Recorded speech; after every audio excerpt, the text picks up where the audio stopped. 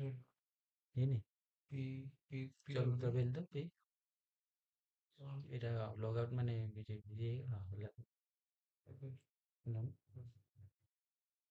ତ ବର୍ତ୍ତମାନ ମୁଁ ଆପଣଙ୍କୁ ପ୍ୟାକ୍ସ ଅଦର ଦ୍ୟାନ୍ ପ୍ୟାକ୍ସର ଅଡ଼ିଟ୍ ସାର୍ଟିଫିକେଟ୍ କେମିତି ଇସ୍ୟୁ ହେବ ସେଇଟା ଆପଣଙ୍କୁ ଦେଖେଇବାକୁ ଯାଉଛି। ବର୍ତ୍ତମାନ ମୁଁ ଏ ଲଗ୍ଇନ୍ ପେଜ୍ରେ ଗୋଟେ ସର୍କଲ୍ର ଲଗ୍ଇନ୍ କରିବି।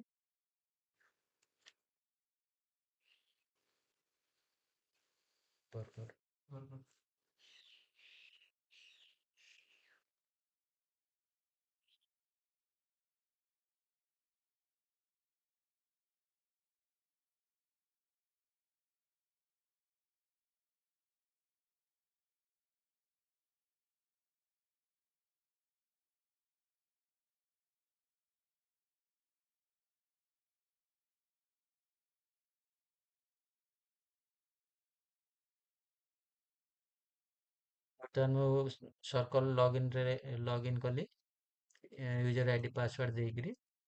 ତାପରେ ଆପଣ ଏଠି ଯିବେ ଆକ୍ଟିଭିଟିଜ୍ କି ଆକ୍ଟିଭିଟିରେ ଏଠି ଆପଣଙ୍କର ଦେଖନ୍ତୁ ଗୋଟେ ଅଡ଼ିଟ୍ ସାର୍ଟିଫିକେଟ୍ ଗୋଟେ ମେନୁରେ ଆପଣଙ୍କର ଗୋଟେ ଅପସନ୍ ଅଛି, ଏଇଠି କ୍ଲିକ୍ କରିବେ। ଏଠି କ୍ଲିକ୍ କଲା ପରେ ଏଇଠି ଆପଣଙ୍କର ଯେତେକ ଅଦର ଦ୍ୟାନ୍ ପ୍ୟାକ୍ସ ମାନେ ପ୍ୟାକ୍ସ ଛଡ଼ା ବାକି ଅନ୍ୟ ସୋସାଇଟି ଗୁଡ଼ାକରେ ଏଠି ଲିଷ୍ଟ ଆସିବ ଯୋଉଗୁଡ଼ାକ ଆପଣ ମାନେ ଆମେ ଯୋଉଗୁଡ଼ାକ ସ୍କିପ୍ କରିଥିବୁ ସେ ସୋସାଇଟିର ଲିଷ୍ଟଟା ଏଠି ଆସିବ। ଆପଣ ୟା ଭିତରେ ଯୋଉ ରିପୋର୍ଟର ଅଡ଼ିଟ୍ ରିପୋର୍ଟ ଇସ୍ୟୁ ହେଇଯାଇଥିବ ଅଫଲାଇନ୍ ଇସ୍ୟୁ ହେଇଯାଇଥିବ ତାର ଅଡ଼ିଟ୍ ସାର୍ଟିଫିକେଟ୍ ଆପଣ ଏଠି ଏଣ୍ଟ୍ରି କରିବେ। ଏଣ୍ଟ୍ରି କରିବା ପାଇଁକି ଏଠି ଦେଖନ୍ତୁ ଏଠି ଗୋଟେ ଟ୍ରାକ୍ ଅପସନ୍ ଅଛି। ଏଠି ଟ୍ରାକ୍ ଅପସନରେ କ୍ଲିକ୍ କଲେ ଏଠି ଆପଣ ଯୋଉ ଦିନ ଆପଣ ଯୋଉ ଡେଟ୍ରେ ରିସିଭ୍ କରିଥିବେ ରିପୋର୍ଟଟା ସେଇଠି ଡେଟ୍ଟା ଏଠି ପକେଇବେ। କ୍ୟାଲେଣ୍ଡର ଫର୍ମରେ ଅଛି ଆପଣ ଏଠି ମନ୍ଥ ଡେ ଆଉ ଇୟର୍ ଏଇଠି କ୍ୟାଲେଣ୍ଡର ଗୋଟେ ଓପନ୍ ହେବ। କ୍ୟାଲେଣ୍ଡରରେ ଆପଣ ଡେଟ୍ ସିଲେକ୍ଟ କରିକିରି ଏଠି ପକେଇବେ। ପକେଇ ସାରିଲା ପରେ ଏଠି କେତେ କପିଜ୍ ଆପଣଙ୍କର ସେଠି ଅଫିସରେ ଦେଇଛନ୍ତି ସେଇଟା ଏଠି ଏଣ୍ଟ୍ରି କରିବେ 4ଟା କି 5ଟା ଯେତେ କପି ଆପଣ ସେଠି ଅଫଲାଇନରେ ଦେଇଛନ୍ତି ସେ କପିଟାର ନମ୍ବର ଅଫ୍ କପିଜ୍ ଏଣ୍ଟ୍ରି କରିବେ। ତାପରେ ଏଠି ସବମିଟ୍ କଲା ପରେ ଏଇଟା ଯେହେତୁ ପ୍ରଡକ୍ସନ୍ ଏଇଟା ଆମେ ଲାଇଭ୍ ଦେଖେଇ ପାରୁନୁ, ଏଇଠି ଆପଣଙ୍କର ଗୋଟେ ଓପନ୍ ହେବ ଫର୍ମାଟ୍ ଅଡ଼ିଟ୍ ସାର୍ଟିଫିକେଟ୍ ଓପନ୍ ହେବ। ତା ଦେହରେ ଆପଣ ଗୋଟେ ମେନୁ ଆସିବ। ସେଥିରେ ଆପଣଙ୍କର ଯେତିକି ପଏଣ୍ଟସ୍ ଆପଣଙ୍କର ଅଡ଼ିଟ୍ ସାର୍ଟିଫିକେଟରେ କଭର କରିଛି ସେତିକି ପଏଣ୍ଟ ଆପଣ ଅଲରେଡ଼ି ରିପୋର୍ଟ ଅଦର ସିଏସ୍ ଭଳିଆ ରିପୋର୍ଟ କମ୍ପ୍ଲିଟ୍ ହେଇଯାଇଛି ସେତିକିର ଲିଷ୍ଟ ଆପଣଙ୍କର ଏଠି ଆସିଲା। ତା ଦେହରୁ ଆପଣ ଧର ଯୋଉ ରିପୋର୍ଟଟା ଆପଣଙ୍କର ଅଫଲାଇନ୍ ମାନେ ଆପଣଙ୍କର ହାର୍ଡ଼ କପି ଇସ୍ୟୁ ହେଇଯାଇଛି ଅଲରେଡ଼ି ସର୍କଲ୍ରେ ସେଇ ରିପୋର୍ଟଟାକୁ ଆପଣ ଏଠି ସିଲେକ୍ଟ କରିକି ଟ୍ରାକ୍ ବଟନରେ କ୍ଲିକ୍ କରିବେ। କ୍ଲିକ୍ କଲା ପରେ ଏଠି ଆପଣଙ୍କର ଗୋଟେ କ୍ୟାଲେଣ୍ଡର ଫର୍ମ ଓପନ୍ ହେବ। କେବେ ଆପଣ ସେ ହାର୍ଡ଼ କପି ଅଫିସରେ ରିସିଭ୍ କରିଛନ୍ତି ସେ ଡେଟ୍ଟା ଆପଣ ଏଠି ପକେଇବେ।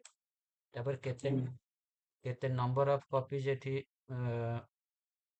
ରିସିଭ୍ କରିଛନ୍ତି ସେ ନମ୍ବରଟା ପକେଇକି ଏଠି ସବମିଟ୍ କରିବେ। ଏଠି ସବମିଟ୍ କଲା ପରେ ସେ ଯୋଉ ଲିଷ୍ଟରୁ ସେ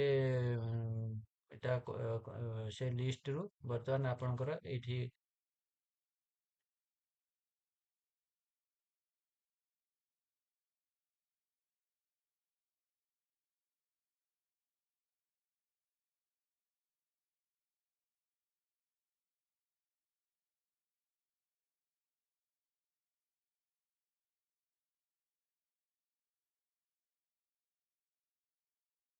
ସେ ଲିଷ୍ଟରୁ ବର୍ତ୍ତମାନ ଏଇ ଜାଗାକୁ ପଳେଇ ଆସିବ। ସେ ସୋସାଇଟି ନାଁଟା ଏଇଠିକି ପଳେଇ ଆସିବ।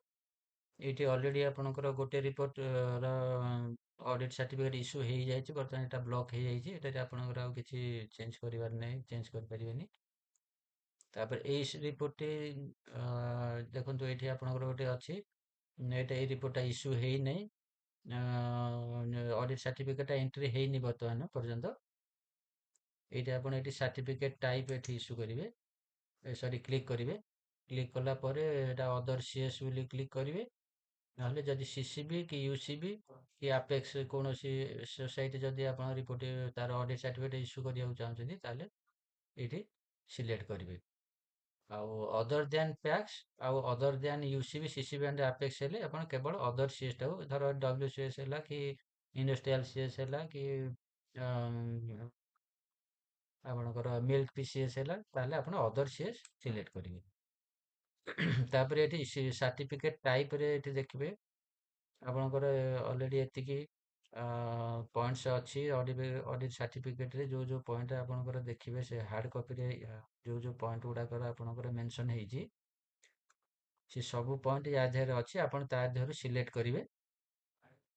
ସିଲେକ୍ଟ କଲା ପରେ ଯେତିକି ପଏଣ୍ଟ ଅଛି ଆପଣଙ୍କର ଧର ଡିପୋଜିଟ୍ ଅଛି କି ୱାର୍କିଂ କ୍ୟାପିଟାଲ ଅଛି ୱାର୍କିଂ ପଏଣ୍ଟ ଯୋଉ ଯୋଉ ପଏଣ୍ଟ ଆପଣ ଦେଖିବେ ତା ଦେହରେ ଅଛି ସେଇ ପଏଣ୍ଟ ସିଲେକ୍ଟ କରିକିରି